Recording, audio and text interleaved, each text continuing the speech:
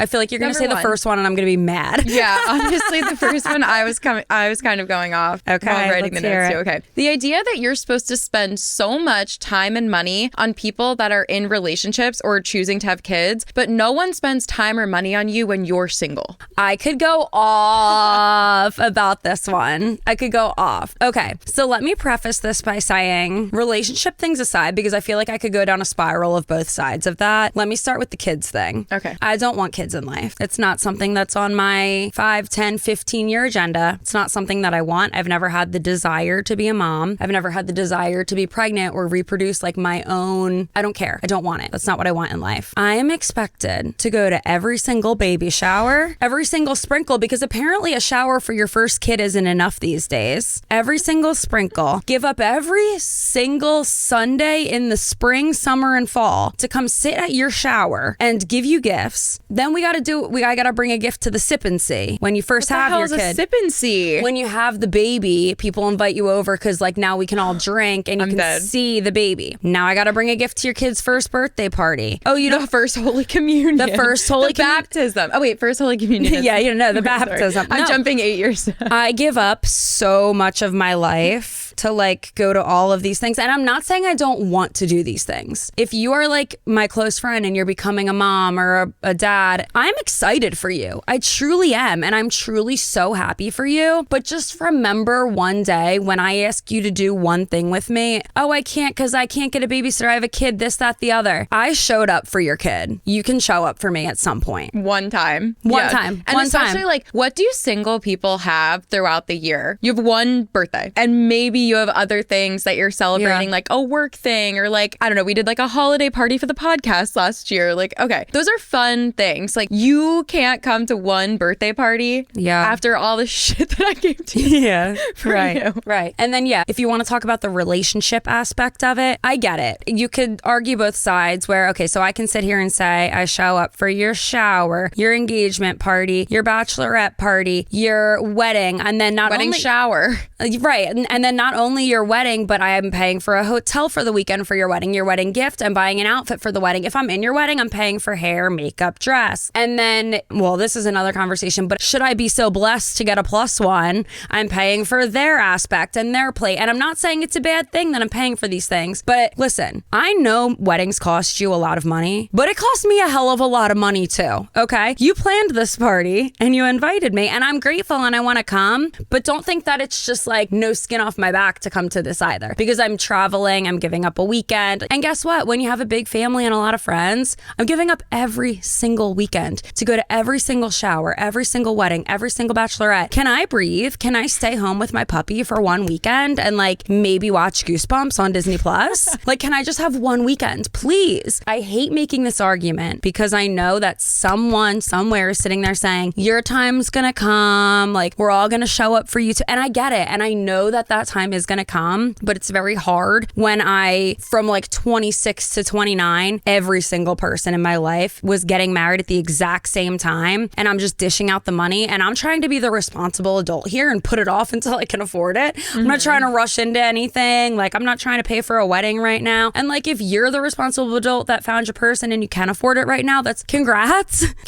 But like, you're still expecting a lot out of me. Okay? It's also not even like the money side of it. That is a big side of it, but also the time. Like, that's what I'm trying to say. Yeah, there is so much that goes into it. And I get the point of like, oh, your time will come and like, we'll be there for years. But also I have heard so many situations where when you're like the last 3 in the friend group, it doesn't happen. They don't go to yours. I know. Like, oh, well, I have the husband and he can't take care of the house and I can't go to your bachelorette and like I have all the kids and blah, blah, blah. And it's like, yeah, I get that. Yeah, now you have 3 kids and you can't come to my bachelorette. Why do you think I was asking you to come to every single birthday party I've had for the past 10 years? Because I knew this was going to happen. Yeah. I knew that you're 100%. All these steps ahead and you can't even give me the time to come to one thing a year when you know how life works. Like, you have to be realistic, but like people don't think like that because they're just like telling themselves like, well, I'll go to the next one. Like, I'll go to the thing that's more important. Like, the wedding's going to be more important than her 30th birthday. And it's like, well, yeah, but you don't even know it. You don't know what life is going to be like. If you can make it work now, then you should. If you care about your friends. I agree. Well, and it's like I'm already watching it happen. People are already dropping off. The first person to get married in my life, like, well, I don't even know, you know, I mean, the first person that got married in my life, I was probably like 4 because we have a shit ton of older cousins. But like in my adult friend group, like I'm already watching it happen. The first couple people to get married already had kids and fell off the wagon. They already don't come to weddings, showers, like group events. If that's happening now and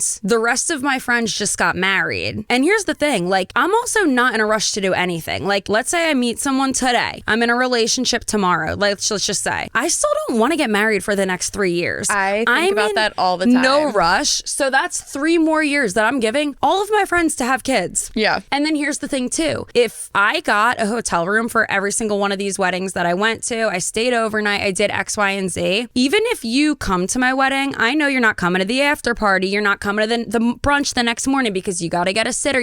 And I get it, that's what you chose in life and that's not my cup of tea. But just remember that down the road when I asked you to come on my 30th birthday party trip and you couldn't do it because, I had a wedding this year. And I mean, I'm just trying to think of an excuse, or like, I had a wedding last year, or like, or no, I can't swing it. I don't want to go. Yeah, just no excuse, no like reason other than like, I just it's not in the cards for me. Yeah, like, it's not in the cards. And okay, that's great. Like I'm sorry that it's not in the cards and that sucks. But like when I do get married 5-6 years from now, something else is going to be the reason it's not in the cards, and it's going to be like, I wish we had done all this before we had kids. Well, I invited you. Yeah. Oh.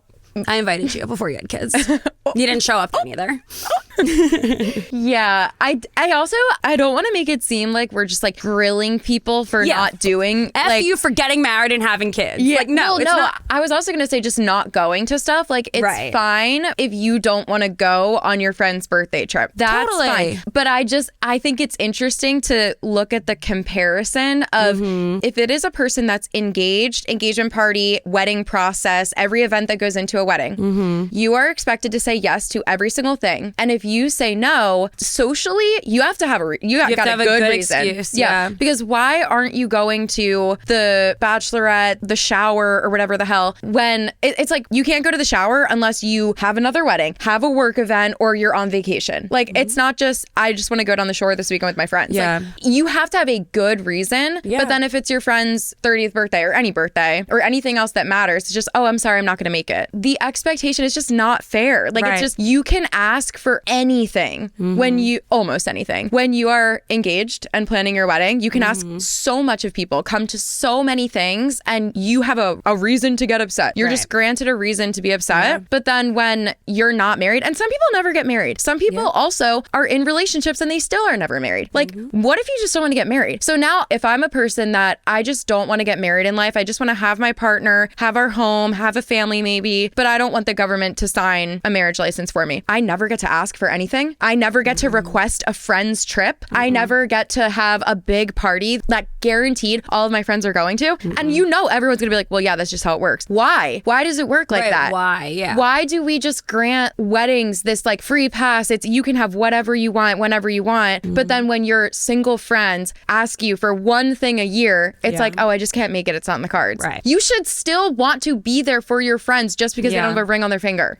Why is it the wedding and the engagement? Like, and then also sometimes people are single and they really want to find their person and they are so sad. Maybe they're not kicking rocks every day because they're single, but deep down they're like, you know what? I am a human and I really want to find a deep connection. I want to find a person to spend my life with, and they just can't find it. If you're married or engaged or you're dating your person that you want to spend your life with and that you will spend your life with, you are really lucky. You are so lucky that you just happen to find that person. Friend. Yeah. You have to show up for that friend. And it's not fair that just because you haven't found the person that you're going to spend your life with and you haven't found your soulmate here on earth yet, you are now expected to be alone, never have your friends guaranteed be at your party. But then when you have that person, when you were just lucky enough to have found them before somebody else, your friends are 100% expected to be at your party. Like, that's just not fair. Like, think about it from a single person's perspective. when they give so much to you. And I'm not even single, so like I'm trying to be unbiased, but like your single friends gave so much to you, and they will continue probably because they don't have all these excuses that you have that are just granted to you once you have like a ring on your finger or kids like in your home or like whatever the hell. Think about it from their perspective. Right. They deserve to have their friends show up for them the same way you do. Yeah. Even though they are single, even though they haven't found their person yet. Right. Okay. There was my rant. No, I agree. And I don't want this to sound like we're like bashing anyone either, because my friends pretty much do show up. We have this ongoing joke because I always want to go away for my birthday because it's in January and it's cold and we're warm weather people. So we just kind of use it as an excuse to get away, get out of the house. Like whether it's, even if it's just up the Poconos and we sit by a fire, we're all together like somewhere warm. Sometimes it's Vegas. I know that's not everyone's cup of tea. The first couple years that we did these trips, no, not even, because I was in a relationship the first couple years. In the middle years of doing these trips, I was single, and there happened to be a year or two that everyone that went on these trips was single. So we like joked, oh, it's a singles trip. Last year, it happened that I was the only single person on this trip. Every single person on the trip was in a relationship and ended up bringing their significant other. And except me. You were in a relationship though. Yeah, but I didn't bring my significant other yes. because I'm independent. Right. Well, of course. But like, let me, defend my friends here. They all did show up for me, and I'm so grateful for them. And there was no excuses tossed around like, oh, well, I would have to leave no, they can come. Everyone's invited. And guess what? This isn't a wedding where I'm like, oh, no ring on your finger, you don't get a +1. Because you're using your own money, your own time, your own resources, your own energy to show up for me. So I'm not going to be like, oh, they can't come. Why would they get to come on my trip that I planned? It's my trip. It's literally my trip. I don't want a stranger that I've only met once at my trip. Right. I don't even want to look at a stranger on my birthday trip, so I'm not giving adults a +1. Anyway, no, my friends do show up for me, but it's just you do have to think about these different people's perspectives. Like, just because I haven't found my person and I'm not rushing into anything doesn't mean that you shouldn't show up for me when I show up for you. And when my time does come, it's going to be a completely different ball game. So just think of that.